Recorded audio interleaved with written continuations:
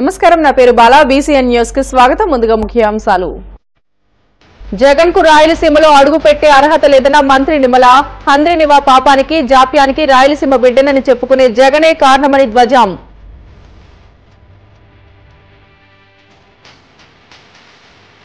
YS Jagan పర్యటనలో భద్రతా వైఫల్యం. హెలికాప్టర్ విండ్ షీల్డ్ ధ్వంసంపై అనుమానాలు కలుగుతున్నాయన్న వైసీపీ ఎమ్మెల్సీ లేళ్ల అప్పిరెడ్డి. అహ్మదాబాద్ లో జరిగిన ఏఐసీసీ సమావేశాల్లో పాల్గొన్న వైఎస్ షర్మిల. దేశ అభివృద్ధికి కాంగ్రెస్ పార్టీ మళ్లీ అధికారంలోకి రావాల్సిన అవసరం ఎంతైనా ఉందని వెల్లడి. తెలంగాణలో అనుముల ఇంటెలిజెన్స్ విధ్వంసం సృష్టిస్తుందన్న బీఆర్ఎస్ ఎమ్మెల్సీ కవిత. ఢిల్లీలో దీక్ష చేస్తే కేంద్రానికి అర్థమయ్యే భాషలో మాట్లాడాలని వ్యాఖ్య. రాయలసీమకు ఏ ముఖ్యమంత్రి చేయనంత ద్రోహం జగన్ చేశారని మంత్రి నిమ్మల రామానాయుడు మండిపడ్డారు. కర్నూలు జిల్లా పత్తికొండ నియోజకవర్గంలో హంద్రీనివా ప్రధాన కాలువ పనులను ఎమ్మెల్యే కేఈ శ్యాంబాబుతో కలిసి మంత్రి నిమ్మల పరిశీలించారు. ఈ సందర్భంగా ఆయన మాట్లాడుతూ హంద్రీనివా పాపానికి జాప్యానికి రాయలసీమ బిడ్డనని చెప్పుకునే జగనే కారణమని ఆరోపించారు. రాయలసీమలో అడుగు పెట్టే అర్హత ఆయనకు లేదని అన్నారు. హంద్రీనివా ప్రాజెక్టుపై కూటమి ప్రభుత్వం ప్రత్యేక శ్రద్ధ పెట్టిందని, గత సర్కార్ చేసిన తప్పులను సరిదిద్ది ఈ ప్రాజెక్టును పూర్తి స్థాయిలో వినియోగంలోకి తీసుకువస్తామని స్పష్టం చేశారు. అందులో కూడా పర్టికులర్ గా రాయలసీమకి ఆ రోజు 5 సంవత్సరాల చంద్రబాబు నాయుడు గారి పాలనలో 12,411 కోట్ల రూపాయలు మన రాయలసీమకి ఆ రోజు 5 సంవత్సరాల్లో బడ్జెట్ కేటాయిస్తే, మరి మొన్న 19-24 జగన్మోహన్ రెడ్డి పాలనలో చూస్తే కేవలం 2,000 కోట్ల రూపాయలు మాత్రమే. అంటే ఎక్కడ 12,411 కోట్లు, ఎక్కడ 2,000 కోట్ల రూపాయలు. బడ్జెట్ చూస్తే డబల్ అయింది, కేటాయింపులు చూస్తే మరి ఎంత శాతం తగ్గిపోయినో దాన్ని బట్టి అర్థం చేసుకోండి. అంటే ఈ రకంగా మాట్లాడితేనేమో రాయలసీమ బిడ్డను అని చెప్తాడు, కానీ రాయలసీమకి తీవ్రమైనటువంటి అన్యాయం దగా చేస్తాడు. ఒక రకంగా చెప్పాలంటే ఆంధ్రప్రదేశ్ రాష్ట్రంలో ఇప్పటి వరకు పనిచేసినటువంటి ముఖ్యమంత్రుల్లో ఏ ముఖ్యమంత్రి చేయనటువంటి ద్రోహం దగా జగన్మోహన్ రెడ్డి రాయలసీమకు చేశాడనేది ఇవాళ నేనేదో ఒక ఇరిగేషన్ మంత్రిగా చెప్పట్లా, బడ్జెట్ లెక్కలను బట్టే, ఇరిగేషన్ శాఖ కేటాయింపుల పట్ల రాయలసీమకు ఇచ్చినటువంటి ప్రాధాన్యత మనకందరికీ కూడా అర్థమవుతున్నటువంటి పరిస్థితి. ఇంకా ఎంత అన్యాయం అని అంటే, ఆ రోజు జగన్మోహన్ రెడ్డి అధికారంలోకి వచ్చిన తర్వాత మరి 198 మరి రిజర్వాయర్లకి సంబంధించి పనుల్ని ప్రీక్లోజర్ చేస్తే అందులో 102 రిజర్వాయర్లు రాయలసీమలోనే ఉన్నాయి. అంటే రాయలసీమలో ఉన్నటువంటి 102 రిజర్వాయర్లని పనుల్ని ప్రీక్లోజర్ చేసినటువంటి పరిస్థితి గత పాలనలో జగన్మోహన్ రెడ్డిదేనంటే ఎంత అన్యాయం, ఎంత దుర్మార్గం. ఇంకా చెప్పాలంటే ఇప్పుడే మనం చూసాం హెచ్ఎన్ఎస్ఎస్. ఇప్పుడే హంద్రీనివా నాతో పాటు పత్రికా మిత్రులు మీరు కూడా నాతో పాటు పరిశీలించారు హంద్రీనివాని. మరి ఇదే హంద్రీనివాకు సంబంధించి మరి ఏదైతే గత ప్రభుత్వం మరి ఆర్భాటంగా ఆ రోజు సంవత్సరంలో పూర్తి చేస్తానని జగన్మోహన్ రెడ్డి ఇదే ప్రాంతంలో చెప్పి టెండర్లు పిలిచి వర్క్ ఆర్డర్లు ఇచ్చి అగ్రిమెంట్లు చేసి సంవత్సరంలోనే పూర్తి చేస్తానని ఆ రోజు చెప్పాడు. మరి మీరే చూశారు ప్రత్యక్షంగా 5 సంవత్సరాల ఆయన పాలనలో టెండర్లు పిలిచిన మాట వాస్తవమే, అగ్రిమెంట్లు చేయించుకున్న మాట వాస్తవమే, కానీ ఎక్కడైనా సరే ఒక్క రూపాయి పని ఈ హంద్రీనివా మీద మీరు చేయడం చూసారా? ఒక తట్ట మట్టి తీయడం ఎక్కడైనా మీరు చూసారా? ఆఖరికి చంద్రబాబు నాయుడు గారి ముచ్చుమరిని కూడా సైతం పూర్తి చేసి 3,850 క్యూసిక్ల నీరుకి అవసరమైన మోటార్లు పెట్టినా కూడా కనీసం ఆ మోటార్లను కూడా ఉపయోగించుకోలేనటువంటి దుస్థితిలో గత 5 సంవత్సరాల పాలన జరిగింది అని అంటే రాయలసీమకు ఆయన చేసినటువంటి దగా, ఆయన చేసినటువంటి మోసం ఏంటనేది చాలా క్లియర్ గా.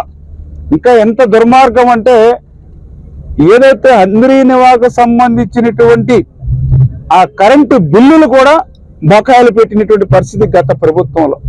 మళ్ళీ ఆ గత ప్రభుత్వం పెట్టినటువంటి కరెంటు బిల్లుల బకాయిలు కూడా మళ్ళీ ఈరోజు కూటమి ప్రభుత్వం చెల్లిస్తూ ఉంది అని అంటే అడుగడుగునా కూడా రాయలసీమ రైతాంగం పట్ల ఎంత నిర్దాక్షిణ్యంగా, ఎంత నిర్లక్ష్యంగా వ్యవహరించారో మనందరికీ కూడా అర్థమయ్యేటువంటి పరిస్థితి అని చెప్పి తెలియజేసుకుంటూ మాజీ ముఖ్యమంత్రి జగన్ రామగిరి పర్యటనలో పోలీసుల భద్రతా వైఫల్యం ప్రస్ఫుటమైందని వైసీపీ ఎమ్మెల్సీ లేల అప్పిరెడ్డి ఆగ్రహం వ్యక్తం చేశారు. తాడేపల్లి వైసీపీ కేంద్ర కార్యాలయంలో ఆయన మాట్లాడుతూ రామగిరిలో హెలికాప్టర్ విండ్ షీల్డ్ ధ్వంసంపై పలు అనుమానాలు కలుగుతున్నాయని అన్నారు. ముందస్తు సమాచారంతోనే వైఎస్ జగన్ పర్యటించినా పోలీసులు కనీస బందోబస్తు కూడా ఏర్పాటు చేయకపోవడం వెనుక కుట్ర ఉందా అనే సందేహం కలుగుతుందని అన్నారు. రామగిరి మండలానికి ఈ మధ్యకాలంలో వైఎస్ఆర్ కాంగ్రెస్ పార్టీ నాయకులు కురువ లింగమయ్య గారు హత్యకు గురైతే ఆ హత్యకు గురైనటువంటి బాధితుడి కుటుంబాన్ని పరామర్శించాలని, ఆ కుటుంబానికి ధైర్యం చెప్పాలని ఉద్దేశంతో ఇవాళ పర్యటనకు వెళితే ఆ పర్యటన జరిగినటువంటి తీరుతెన్నులు, రాష్ట్ర ప్రభుత్వ వైఖరి, పోలీసుల వైఫల్యం అడుగడుగునా కూడా కొట్టొచ్చినట్లుగా కనబడినటువంటి పరిస్థితులు కూడా ఈ సందర్భంగా చెప్తా ఉన్నాం. హెలికాప్టర్లో జగన్మోహన్ రెడ్డి గారు ఆ ప్రాంతానికి పెడితే హెలికాప్టర్ దగ్గర హెలిప్యాడ్ లో అక్కడ ఉన్నటువంటి హెలికాప్టర్ విండ్ షీల్డ్ పగిలిపోయే పరిస్థితులు వచ్చాయంటే పోలీసులు ఏ విధంగా భద్రత కల్పించారన్న అంశాన్ని దయచేసి ప్రజాస్వామ్యవాదులందరూ కూడా గమనించాలని చెప్పిన ఈ సందర్భంగా కోరుతా ఉన్నా. ఇదేదో హడావుడిగా నిర్ణయించుకొని వెళ్ళినటువంటి ప్రోగ్రాం కాదు. 2 రోజుల ముందే అన్ని విభాగాలకు సంబంధించి డిపార్ట్మెంట్ అధికారులందరికీ కూడా సమాచారం ఇచ్చి పర్మిషన్ తీసుకొని ఆ ప్రాంతానికి ఈ రోజున జగన్మోహన్ రెడ్డి గారు వెళ్తే హెలిప్యాడ్ లో పోలీసులు ఏ విధంగా భద్రత కల్పించారు, హెలికాప్టర్ విండ్ షీల్డ్ పగిలిందన్న అంశాలని పరిగణనలో తీసుకుంటే అసలు ఈ ప్రభుత్వం ఏ దిశగా పరిపాలన చేస్తుందని సూటిగా అడగదలుచుకున్నా.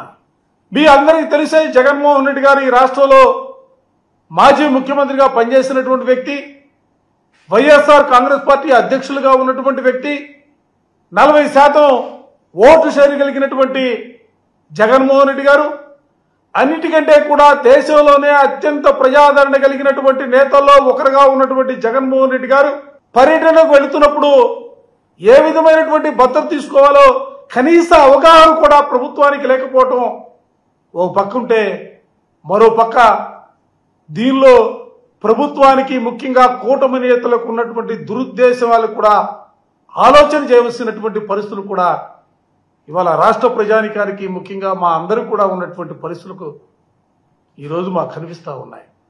ఇవాళ సూటిగా మిమ్మల్ని కూడా అడగదలుచుకున్నా. ఒక మాజీ ముఖ్యమంత్రిగా పనిచేస్తున్నటువంటి వ్యక్తికి సంబంధించి జగన్మోహన్ రెడ్డి గారు ఈ ప్రభుత్వం అధికారంలోకి వచ్చిన తర్వాత ఆయనకు వ్యక్తిగతంగా భద్రత కుదించారు, నివాసం దగ్గర భద్రత కుదించారు. ఆయన పర్యటనకు వెళుతున్నటువంటి సందర్భంలో ఎక్కడా కూడా పోలీసులు భద్రతాపరంగా సరైనటువంటి చర్యలు తీసుకున్నటువంటి పరిస్థితులు కనిపించట్లా. దేశంలో ఎక్కడైనా ఏ రాష్ట్రంలో అయినా కూడా పోలీసులు చట్టాలను అనుసరించి వాళ్ళు ముందుకు సాగుతూ ఉంటారు సహజంగా. కానీ ఈ రాష్ట్రంలో మాత్రం కూటమి నేతల ఆదేశాలను తూచా తప్పకుండా వాళ్ళ ఆదేశాలను అమలు చేయడం కోసమే ఈ రాష్ట్రంలో పోలీసు వ్యవస్థ పనిచేస్తున్నటువంటి పరిస్థితులు కూడా కనిపిస్తూ ఉన్నాయి. నేను ఒకటే సూటిగా చెప్పదలుచుకున్నా, ప్రభుత్వాలు వస్తూ ఉంటాయి, పోతూ ఉంటాయి, మారుతూ ఉంటాయి. కానీ వ్యవస్థలో శాశ్వతంగా వ్యవస్థలు ఈ రాష్ట్రంలో కాదు దేశంలోనే డాక్టర్ బిఆర్ అంబేద్కర్ గారు రచించినటువంటి రాజ్యాంగ స్ఫూర్తి వల్ల వ్యవస్థలు సక్రమంగా పనిచేయవలసినటువంటి పరిస్థితులు ఉంటాయి. కానీ ఇవాళ ఆ రాజ్యాంగ స్ఫూర్తి కానీ, రాజ్యాంగ విధానాలు కానీ, రాజ్యాంగ సూత్రాలను కానీ అమలు చేస్తున్నటువంటి పరిస్థితులు ఈ రాష్ట్రంలో లేవు. ఇది ప్రజాస్వామ్యానికి ప్రమాదం.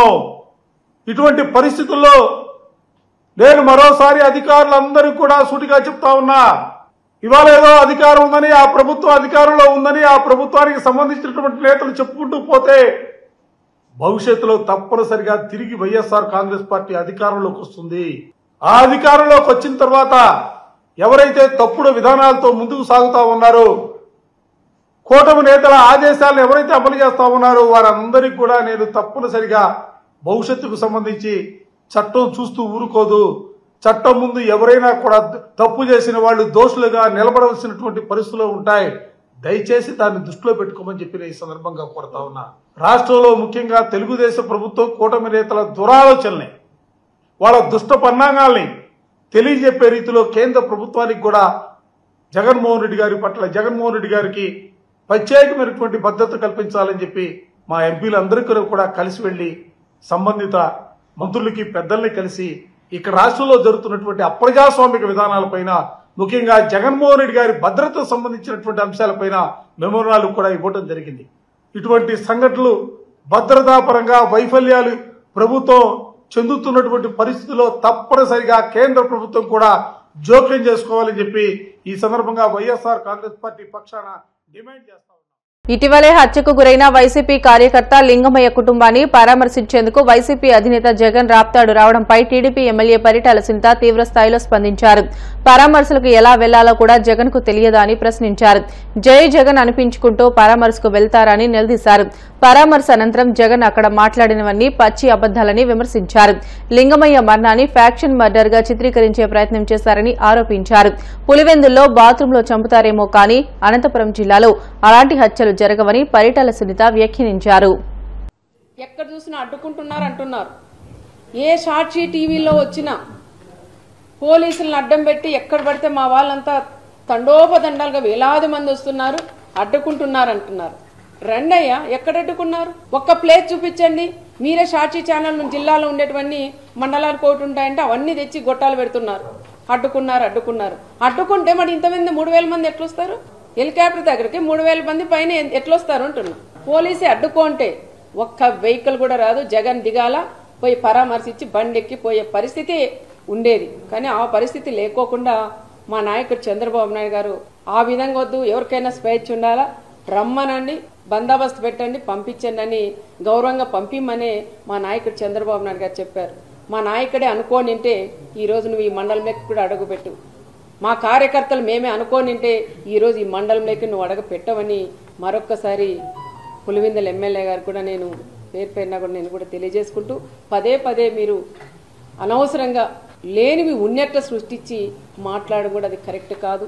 ఏది ఏమైనా ఈరోజు మాట్లాడిన ప్రతి ఒక్క వర్డ్ పచ్చి అబద్ధాలు తప్ప దాంట్లో ఒక్కటి కూడా నిజం లేవు. నేనే అన్న టీవీ ఆఫ్ చేయండి, ఎన్ని పచ్చి అబద్ధాలు. ఏదైనా కనీసం దాంట్లో నిజాలుంటే 1% అబద్ధం చెప్పినా 99% నిజాలన్నా ఉంటే చూడొచ్చు. కానీ 99% కూడా 100% కూడా అబద్ధాలు తప్ప దాంట్లో ఒక్కటి కూడా.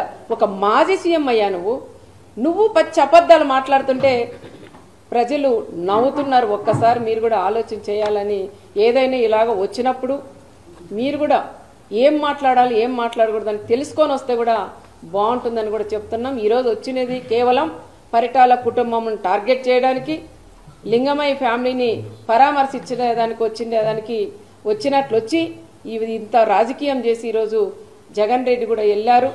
ఏది ఏమైనా మా కార్యకర్తలందరూ కూడా ధైర్యంగా ఉన్నాం. ఎవరు ఎన్ని అడ్డంకలు వేసినా ఏది చేసినా కూడా ఎవరు కూడా భయపడే పరిస్థితులు ఇక్కడ లేరు అని జగన్ కూడా నేను తెలియజేస్తున్నా.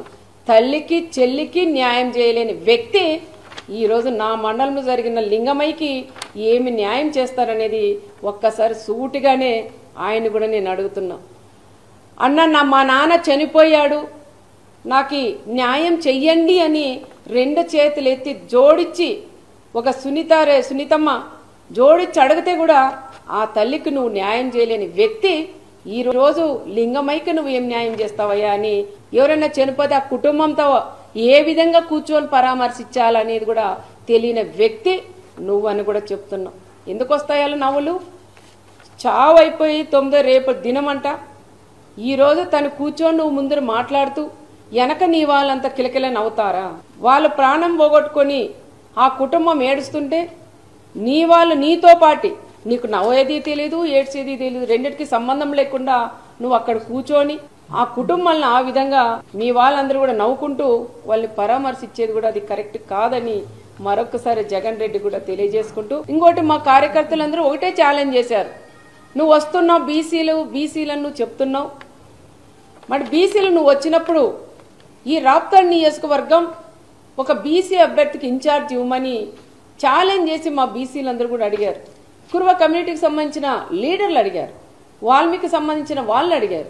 మరి నువ్వు అది చేసేకి నీ చేత కాలేదు. కానీ పచ్చి అబద్ధాలు చెప్పేకి మాత్రం పాపరెడ్డిపల్లి హత్య లింగమయ్యని వాడుకున్నాడని ప్రత్యేకంగా కూడా తెలియజేసుకుంటున్నాం. బ్రిటన్ షార్ట్ బ్రేక్ తీసుకుందాం. Stay with us.